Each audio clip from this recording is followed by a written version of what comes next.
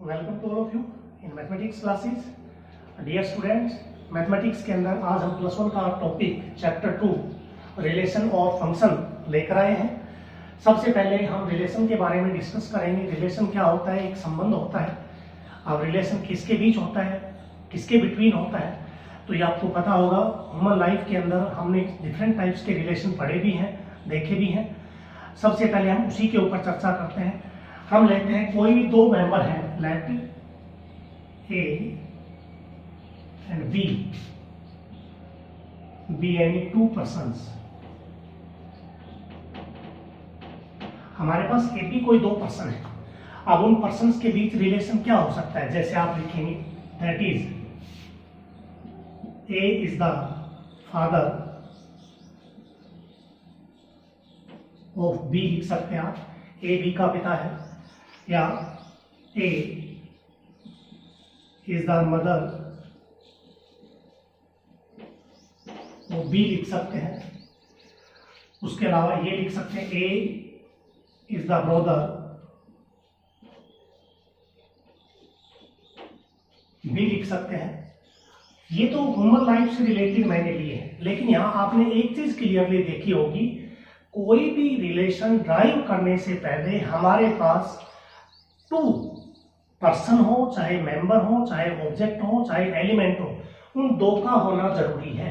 क्योंकि एक relation drive होता है बिटवीन टू के, तो वो दो क्या है? कोई भी दो आपके पास पर्सन थे तो पर्सन्स के अकॉर्डिंगली।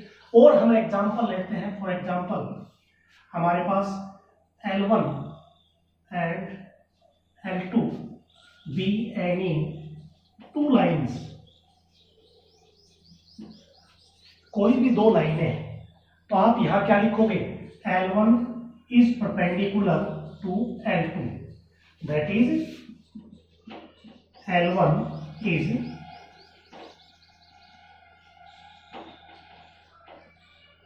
Perpendicular to L2। इस प्रकार से आप ड्राइव कर सकते हैं। ये आपके पास L1 लाइन है, ये L2 लाइन है, तो यहाँ आप देखेंगे L1 परपेंडिकुलर है L2 पर, तो ये L1 और L2 के बिटवीन रिलेशन हो गया। ऐसे ही आप टू नंबर लेते हैं, जैसे A and B, two numbers, कोई भी दो नंबर लेते हैं A एंड B, कोई दो नंबर है, तो इनके बीच रिलेशन क्या हो सकता है? A is less than B, यानी कि दैट इज, हम इसको ऐसे लिखेंगे A लेस देन B। हम इसको ऐसे भी लिख सकते हैं A इज लेस देन और इक्वल टू B। हम ये भी ले सकते हैं A इज लेस देन और इक्वल टू B, ये भी हम लिख सकते हैं। या ये ले लें A less than equals to B square. तो डिफरेंट टाइप्स के रिलेशन हम ड्राइव कर सकते हैं। हमने रिलेशन टू पर्सन्स के बिटवीन भी देखे हैं, हमने रिलेशन लाइनों के बीच भी देखे हैं, हमने रिलेशन टू नंबर्स के बिटवीन भी देखे हैं। तो कहने का अर्थ है, एक रिलेशन ड्राइव करने के लिए हमें क्या चाहिए? कोई भी दो नंबर चाहिए, कोई भी दो एलिमेंट चाहिए, कोई भी दो मेंबर चाहिए, कोई भी दो पर्सन चाहिए। लेकिन वो दो आएंगे कहां से? जो आपने एक भी लिया वो एक भी कहां से आएगा? तो उसके लिए हमें सबसे पहले सीखना पड़ेगा एक ऑर्डर पेयर ड्राइव करना। देखिए,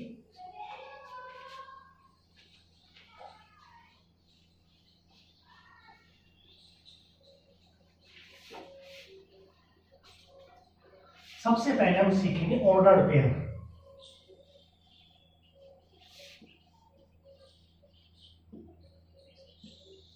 ऑर्डर्ड पेयर क्या होता है?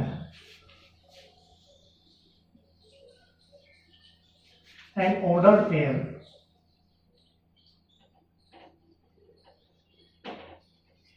consists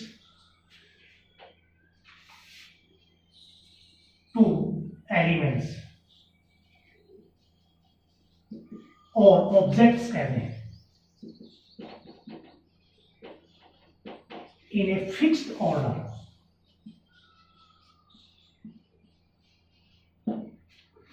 हमने क्या कहा यहां?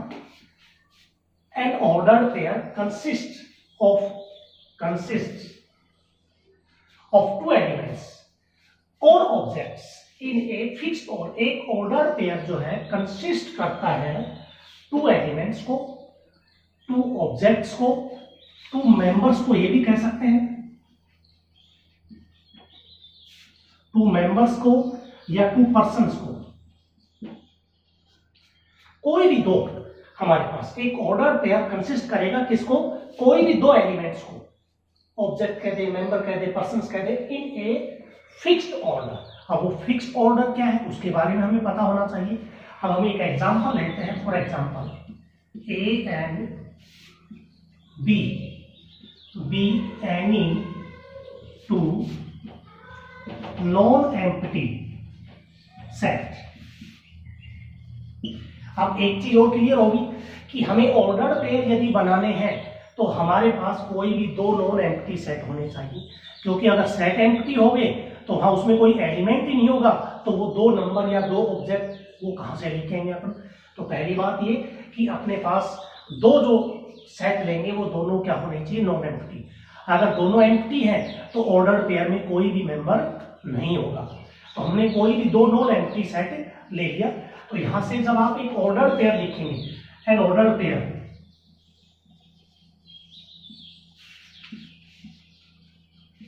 AB, ये एक ऑर्डर पेयर है AB। इस ब्रैकेट के अंदर ये ओपन इंटरवल नहीं है, अब यहां रिलेशन के अंदर इसको क्या रीड किया जाएगा, एक ऑर्डर पेयर रीड किया जाएगा, and order pair AB such that, इस प्रकार से होगा कि इसका जो पहला एलिमेंट है इसको हम फर्स्ट कंपोनेंट कहते हैं, फर्स्ट कंपोनेंट, और B अपने पास इसका सेकंड कंपोनेंट है। एक ऑर्डर पेयर का ये पहला कंपोनेंट और ये दूसरा कंपोनेंट होता है। तो यहां से जो फर्स्ट कंपोनेंट है वो बिलोंग करेगा A में, एंड सेकंड कंपोनेंट बिलोंग करेगा B, वो होगा B में। लेकिन ये रिलेशन ड्राइव करने पर डिपेंड करता है कि वो A में होगा या B में। जैसे आपका रिलेशन है A to B, if relation आपने लिखा A टू B, तो A टू B है तो पहला कंपोनेंट A का होगा, दूसरा कंपोनेंट B का होगा। अगर आपका रिलेशन B टू A है तो पहला कंपोनेंट B का हो जाएगा, दूसरा कंपोनेंट A का हो जाएगा। तो ये जो स्पेसिफिक ऑर्डर हमने लिखा था कि जो फिक्स्ड ऑर्डर है ये इस प्रकार का होगा कि हमारा रिलेशन उन दो सेट में कैसे ड्राइव किया गया है, A टू B ड्राइव किया है। अगर हमारा A टू A ही ड्राइव हो, यानी कि A और B दो अलग ना हो और रिलेशन अपना A टू A ही हो, तो हमारे पास पहला कंपोनेंट भी A का होगा और दूसरा कंपोनेंट भी किसका होगा, A का होगा।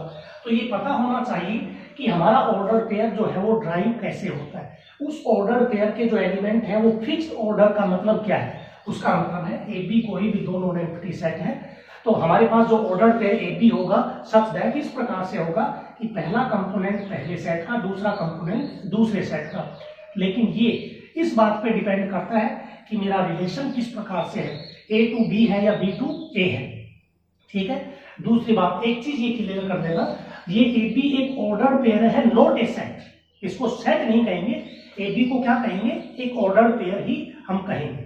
तो हमने सबसे पहले रिलेशन के बारे में पढ़ा। अब हमें पता चला कि रिलेशन में वो टू मेंबर या टू एलिमेंट या टू ऑब्जेक्ट्स वो होने चाहिए। तो वो टू कहां से लेके आएंगे, वो टू मिलेंगे ऑर्डर पेयर से। अब जो ऑर्डर पेयर बनेगा टू एलिमेंट्स का फिक्स्ड ऑर्डर में, वो फिक्स्ड ऑर्डर कैसे ड्राइव होगा, वो दो नॉन एम्प्टी सेट से ड्राइव होगा। ठीक है। और इस प्रकार से जो ऑर्डर पेयर लिखा जाएगा उसका पहला कंपोनेंट A का, दूसरा कंपोनेंट B का। अब नेक्स्ट कॉन्सेप्ट हम लेते हैं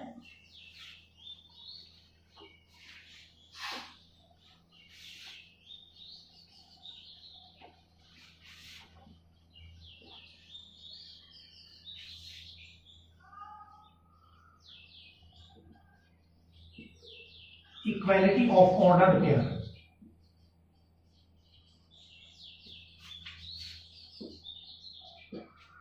इक्वालिटी ऑफ ऑर्डर पेयर का मतलब, अब हमारे पास कोई भी दो ऑर्डर पेयर है, if AB and CD be any two ordered pair। हमारे पास AB और CD दो ऑर्डर पेयर है, then AB is equals to CD। Equality का मतलब दोनों को बराबर करना। तो हमने दोनों को बराबर कर दिया, लेकिन इसकी कुछ कंडीशंस होती हैं। इफ एंड ओनली इफ, इसका मतलब होता है IFF, if and only if, या इसको ऐसे रिप्रेजेंट कर दे दोनों तरफ एरो का मतलब भी इफ एंड ओनली इफ। क्या होगा, पहला component, first component is equals to first, A is equals to C and B is equals to D। कहने का अर्थ ये है कि जब आप दो ऑर्डर्ड पेयर को इक्वल करेंगे, if AB is equals to CD, वो तभी संभव है जब A C के इक्वल हो और B किसके इक्वल हो, D के इक्वल। इसका मतलब लेफ्ट साइड अगर ट्रू है तो राइट साइड होगी, और राइट ट्रू है तो लेफ्ट होगी। तो यहां से आप लिख सकते हैं कि फॉर एग्जांपल x y कोई ऑर्डर पेयर है, वो बराबर है 2 3 के। तो इक्वालिटी का रिजल्ट जब आप यहां लगाएंगे तो x हो जाएगा 2 के इक्वल एंड y हो जाएगा 3 के इक्वल। तो इस प्रकार से हम इक्वालिटी ऑफ ऑर्डर पेयर के क्वेश्चनों को भी सोल्व करेंगे इसमें। और एक एग्जांपल लेते हैं, x + 1 y - 2 is equals to 4 3।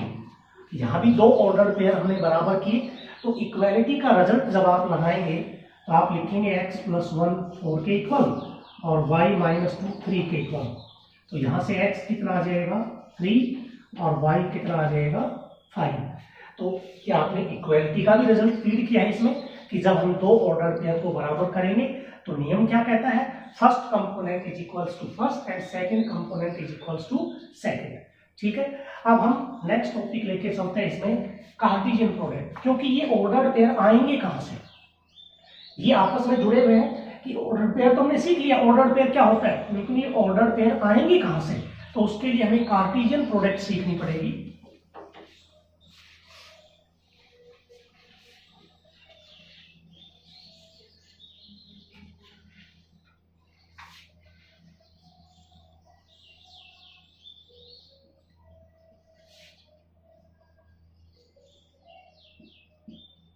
Cartesian product of two sets.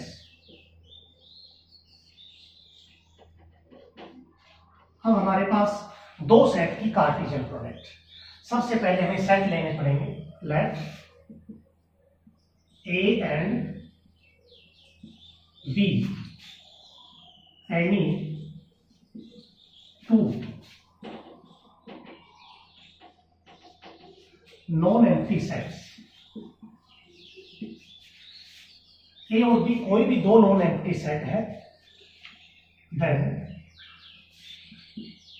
The all order set of all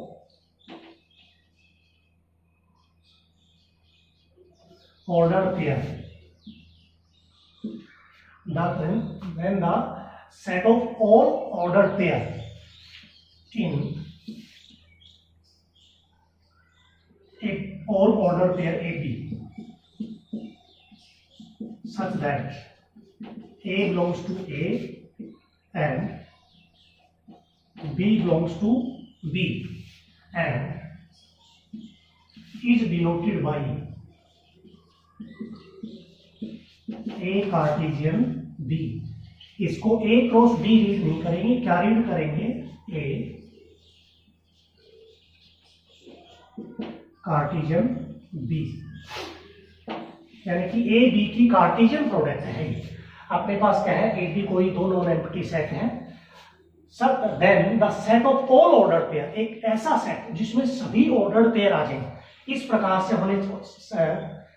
से होने चाहिए कि जो ए बी ऑर्डर पेयर बनेगा सच दैट ए जो है वो ए का होगा, बी जो है वो बी का होगा, और हम कार्टेशियन प्रोडक्ट को डिनोट करेंगे ए कार्टेशियन बी।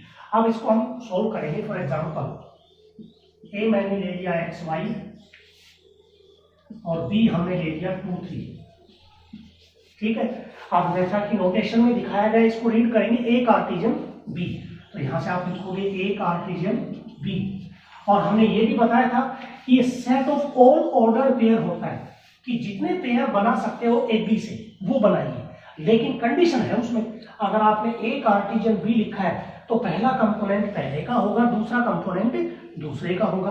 तो यहां से आप पहले ए सेट लिखिए कार्टेशियन बी यानी कि 2 3, तो जितने भी सेट ऑफ ऑर्डर्ड पेयर बन सकते हो बनाइए अब यहां से, लेकिन फर्स्ट कंपोनेंट ये ध्यान रखना है, फर्स्ट कंपोनेंट फर्स्ट का ही होना चाहिए। तो इसका फर्स्ट कंपोनेंट x ले लिया a का, तो b के साथ क्या होगा 2 होगा और x के साथ क्या होगा 3 हो जाएगा। सेकंड कंपोनेंट y2 और क्या आ जाएगा अपने पास y3। अब ये जितने भी ऑर्डर पेयर हैं वो सारे आ गए अपने पास कि a की b से जो कार्टेशियन करेंगे उसके अंदर 4 एलिमेंट्स आए। पहला कंपोनेंट देखिए a का ही है चारों में, और दूसरा कंपोनेंट किसका है b का ही है। ये कंडीशन आपकी होनी चाहिए।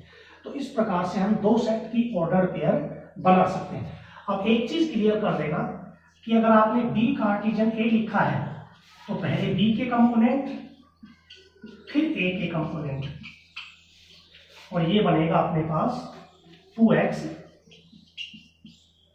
2y,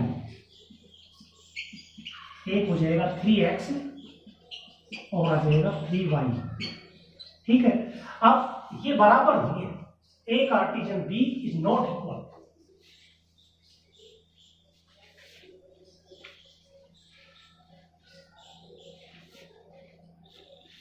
तो यहां से आप देखेंगे clearly a Cartesian b is not equals to b Cartesian a। ये चीज ध्यान रखना कि आप ये मत देखना कि जैसे सेट के अंदर होता था कि सेट अपना 1 2 3 है और आपने इसको लिख दिया 3 2 1 और ये इक्वल सेट हो गए। ऐसा नहीं है, सेट के अंदर अपने पास इस प्रकार से साइन होता था, तो वहां तो क्या होता था अगर ऑर्डर बदल जाता था तो भी इक्वल सेट में होते थे, लेकिन यहां ऐसा नहीं है। ऑर्डर पेयर के अंदर ये कंडीशन थी कि फर्स्ट कंपोनेंट फर्स्ट का ही होना चाहिए, सेकंड कंपोनेंट सेकंड का, ठीक है, लेकिन वो सेम भी होना चाहिए। x2 और यहाँ 2x इक्वल नहीं माने जाएंगे। वो सेट में था, ऑर्डर पेयर में ऐसा नहीं होगा। इस चीज को आपको ध्यान में रखना है। तो पहली चीज तो a कार्टेशियन b बराबर नहीं होगा b कार्टेशियन a के। हाँ, ये कह सकते हो कि a Cartesian b is equals to b Cartesian and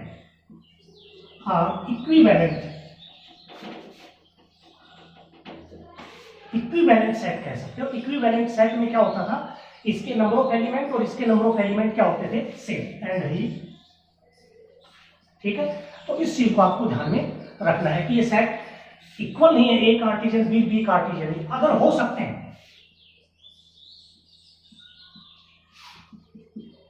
A Cartesian B is equals to B cartesian A, unless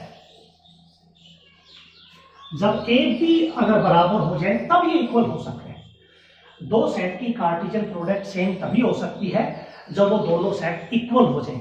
इसका मतलब क्या होगा, ए बी के बराबर बी ए के बराबर, तो इसको आप ए कार्टेशियन ए रीड करेंगे या बी कार्टेशियन बी रीड करेंगे। तो अगर ये सेम होंगे ए बी तब इक्वल हो सकते हैं, अदरवाइज इक्वल नहीं होंगे। इस चीज को आपको ध्यान में रखना है।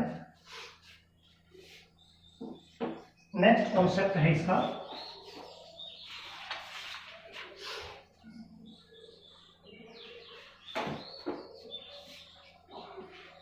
if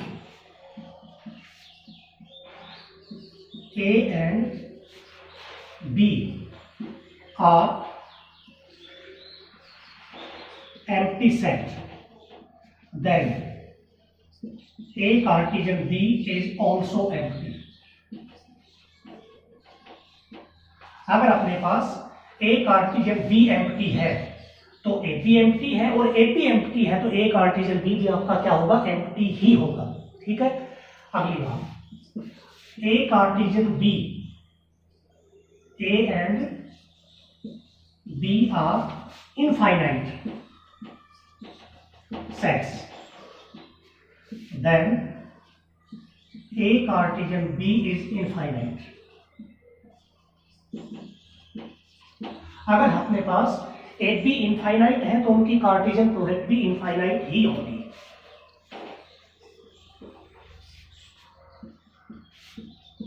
A and B are finite, then A Cartesian B is also finite. इस चीज को भी ध्यान में रखना है कि अगर दो सेट आपके इनफाइनाइट हैं तो उनकी कार्टेशियन प्रोडक्ट भी इनफाइनाइट ही होगी, और अगर फाइनाइट है तो कार्टेशियन प्रोडक्ट भी फाइनाइट ही होगी। अब फाइनाइट केस के अंदर number of elements, if set A has यानी कि n A, number of elements in A set हमने ले लिए m n, number of elements in B set हमने ले लिए n, so A Cartesian B के अंदर जो एलिमेंट्स होंगे वो आपके पास हो जाएंगे एम इंटू एन यानी कि एम एन। फॉर एग्जाम्पल ए में अपने पास है 2 एलिमेंट्स और बी में अपने पास है 3 एलिमेंट्स, तो ए कार्टिजन बी में कितने हो जाएंगे 2 इंटू 3 6 एलिमेंट्स हो जाएंगे। तो कहने का अर्थ है कार्टिजन प्रोडक्ट के नंबर ऑफ एलिमेंट्स के बारे में आपको पता करना हो तो ए बी के जो नंबर ऑफ एलिमेंट्स हैं उनकी जो प्रोडक्ट आएगी वही ए कार्टिजन बी के एलिमेंट्स की संख्या होगी। अगर अपने पास ए में 5 एलिमेंट है बी में 2 है तो number of elements Cartesian product में कितने हो जाएंगे 10 एलिमेंट्स हो जाएंगे। ठीक है, तो ये तो थी अपन में 2 सेट की कार्टिजन प्रोडक्ट, हो सकता है 3 की भी आ जाए, लेकिन इसमें सबसे पहले हम ग्राफिकली समझेंगे इसको।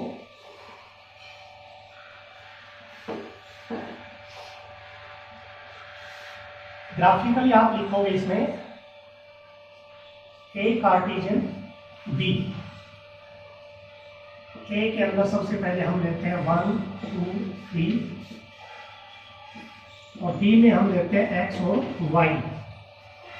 तो ग्राफ एक तो इसको हम रिप्रेजेंट करेंगे ग्राफ से, जैसे इस प्रकार से, इसमें है 1 2 3, इसमें आ गया एक्स और वाई। तो ग्राफिकली जब आप इसको रिप्रेजेंट करोगे तो 1 के साथ x आ जाएगा, ये तो हो गया 1x, और 1 के साथ y आ जाएगा 1y, उसके बाद 2 के साथ x आ जाएगा 2x हो जाएगा, ये 1x यहाँ लिख देते हैं 1y, और यहाँ 2 के साथ क्या आ जाएगा y आ जाएगा। ऐसे ही 3 के साथ x, ये हो जाएगा 3x और ये हो जाएगा 3y। तो ग्राफ के द्वारा भी हम इसको रिप्रेजेंट कर सकते हैं, और दूसरा हम इसको सर्कल के द्वारा इस प्रकार से भी रिप्रेजेंट कर सकते हैं। ये A है, ये B है, तो इसमें 1 2 3 हो गया और इसमें आ गया x y। तो जब आप रिलेशन बनाएंगे A कार्टिजन B तो कैसे बनेगा, 1 का x के साथ और इसका y के साथ, ऐसे ही 2 का x के साथ 2 का y के साथ, 3 का x के साथ और 3 का y के साथ। जो ऑर्डर पेयर आपके बनेंगे ए कार्टिजन बी में वो कैसे बनेंगे, 1x 2x, उसके बाद 3x 1x 1y, यहाँ लिखेंगे 2x 2y 3x और 3y। तो ये ए और बी 2 सेट की कार्टिजन प्रोडक्ट को हम इस प्रकार से भी रिप्रेजेंट कर सकते हैं और ऐसे भी रिप्रेजेंट कर सकते हैं। ठीक है, अब अपने पास आता है 3 सेट की कार्टिजन प्रोडक्ट। अगर ए बी सी 3 सेट हो, A B and C, B and E 3 sets, ठीक है, तो यहां से तीनों की cartesian product A Cartesian B cartesian C जब आप ड्राइव करेंगे तो पहले 2 की कार्टिजन प्रोडक्ट लिखनी पड़ेगी ए बी की। ए बी की जो कार्टिजन प्रोडक्ट आएगी उसको फिर सी के साथ आप रिप्रेजेंट करेंगे, सी सेट के साथ, और फिर जो आपके पास इसमें ऑर्डर पेयर बनेंगे वो आपके ए बी सी 3 सेट की कार्टिजन प्रोडक्ट में होंगे। तो इसमें ये एक्सरसाइज फर्स्ट का बेसिक था अपने पास। फर्स्ट एक्सरसाइज आपकी है रिलेशन एंड फंक्शंस। तो रिलेशन के बेसिक कॉन्सेप्ट मैंने बताए हैं, तो उसको अच्छे से आपको नोट करना है कॉपी में और सीखना है।